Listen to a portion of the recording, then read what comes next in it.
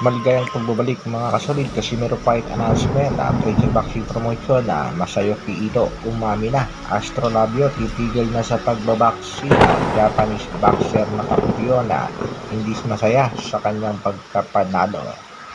Pero bago natin pag-usapan yan mga kasolid, isang like muna dyan at sa mga bago, subscribe naman sa ating munting channel. Mabilis ang update tayo mga kasolid. Ang bakbakan sa pagitan ng ating kabayang si Portes kontra nga dito sa kampiyon na si Kurihara. Naging emosyonal nga ang ending ng kanilang bakbakan dahil nga nauwi sa split decision na ang buong akala nga ng Pinoy siya ang tatanghaling panalo bagamat hindi maganda ang kanyang karutada kung ikukumpara dito kay Kurihara. Aminado naman itong si Kurihara, natalo siya sa laban at dapat nga daw ang Pinoy ang tinanghal na panalo.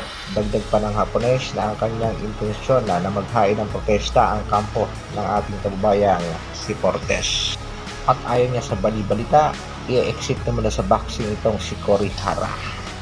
Samantala, Vincent Acero Astrolabio at Kuya Lods Jason Casimiro, matindi nga ang bakbakan ngayon sa social media.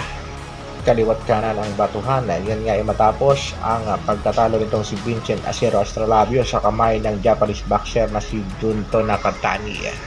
Dito nga ay may mga komento itong si Cuadro Alas It's My Boy na tila hindi nagustuhan itong si Vincent Acero Astrolabio.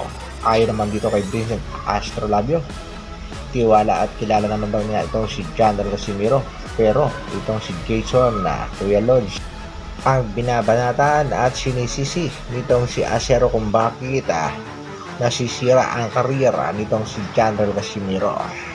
Ayon sa Acero ng Pinas, ang turo daw nitong si Jason dito sa kanyang kapatid ay pang fitness.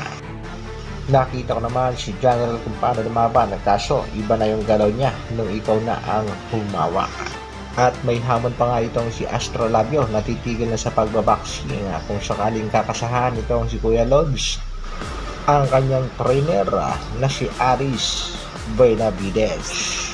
Kung ma-knockout nga daw ni Jason itong si Aris ay tuloy nang titigil sa pagbaboxing ang Acero ng Pinas.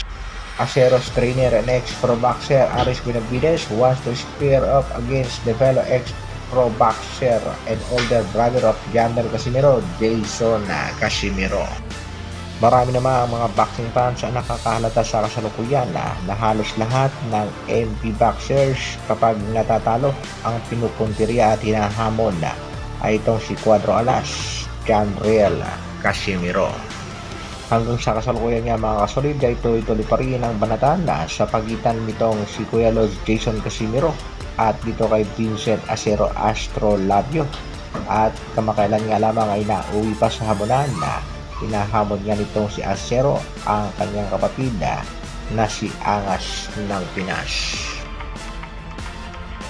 Sa kabilang balita naman mga kasolid, update tayo sa laban ng ating pambatong si Cuadro Alas Jandal Casimiro. Umami na nga ang Treasure Boxing Promotion Mr. Masayoki Ito na medyo nahihirapan talaga sa paghanap ng kalaban sa ating pangbato.